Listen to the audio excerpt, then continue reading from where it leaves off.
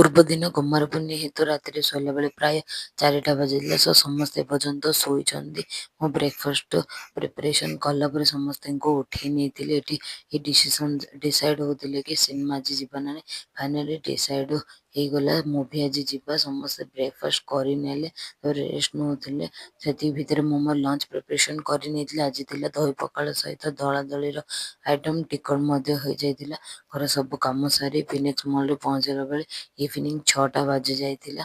ଘରର ଯେହେତୁ ପାଖରେ ଥିଲା ବହୁତ ସମୟ ବି ଲାଗିଲାନି। 15 ମିନିଟ୍ରେ ପହଞ୍ଚି ଯାଇଥିଲୁ। ସେଠି ବାହାରେ ଡେକୋରେସନ୍ ହେଇଥିଲା। ଆଉ ଦିୱାଲି ଆସୁଛି ସେଥିପାଇଁ ତାର ଲାଇଟରେ ଡେକୋରେସନ୍ ହେଇଥିଲା। ସେଠି ଫଟୋ ଉଠା ଚାଲିଥିଲା। ବାହାରେ ବସି ସବୁ କଥାବାର୍ତ୍ତା ଏନ୍ଜୟ କରୁଥିଲୁ।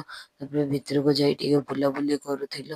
ଆଉ ଝିଅକୁ ଧରିକି ଯାଉଛି ପ୍ରଥମ ଥର ସିନେମା। ଝିଅ ଜନ୍ମ ହେଲା ପରେ ମୋର ଏଇଟା ଫାଷ୍ଟ ମୁଭି ଦେଖିବା ସିନେମା ହଲରେ। ଟିକେ ଭୟ ଥିଲା ଯେହେତୁ କାନ୍ତରାରେ ଭଗବାନଙ୍କର ଟିକେ ସାଉଣ୍ଡ ଅଛି, କାଳେ ସେ ଭୟ କରିବ, କ'ଣ ରିଆକ୍ସନ୍ ଦେବ, କାନ୍ଦିବ କି ଏ ଭାବନା ବହୁତ ଭୟ ଥିଲା।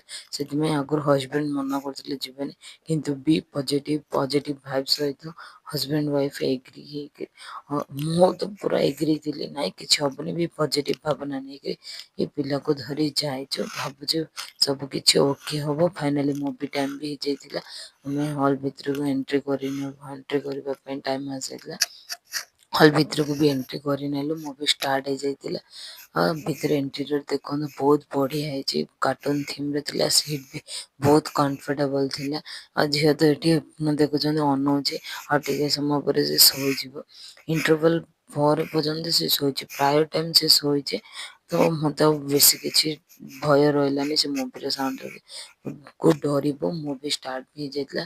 ତାପରେ ଇଣ୍ଟରଭାଲ୍ ହେବା ସହିତ ଏଠି ସମସ୍ତେ ଟିକେ ଫଟୋ ଉଠି ପୁଣି କରୁଥିଲୁ।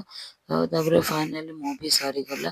ମୁଭିର ଲାଷ୍ଟ ସିନ୍ ଆପଣ ଦେଖି ଜାଣିପାରୁଥିବେ ମୁଁ କେଉଁ ମୁଭି ଯାଇଥିଲି। ଯେହେତୁ ମୁଭି ସରିଲା ବେଳେ ଲେଟ୍ ହେଇଯାଇଥିଲା, ବାହାରେ ଡିନର କରି ନେଇଥିଲୁ।